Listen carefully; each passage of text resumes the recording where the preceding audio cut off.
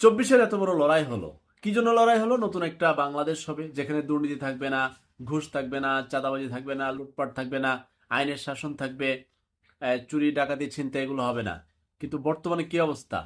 VAT, আপনার ভূমি অফিসে ঘুষ চলছে, ভ্যাট অফিসে নানানভাবে নিচ্ছে, পাসপোর্ট অফিসে নিচ্ছে, দখলদারি, চাঁদাবাজি, সিন্ডিকেট সব ওপেন, সব ক্লিয়ার। তাহলে 2000 মানুষ কেন গেল?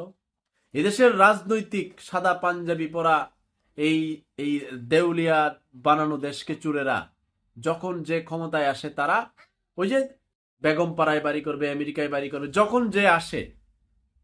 আর এদেশের ওই যে আমলাতান্ত্রিক যে কলম চোরেরা, এরাও আবার বেগম পাড়ায় বাড়ি করবে। আর ওই যে দেশের টাকা চলে যাচ্ছে, পরবর্তীতে আবার দেশের মানুষের জন্য আবার ঋণ আনে, কিস্তি আমরা আবার দেই। ওই এখন এই ধরনের ঋণ আনার জন্য এখন IMF শর্ত দিছে যে এখন বাড়ায় দাও, বাড়াই দিয়ে জিন্দিগির তামাম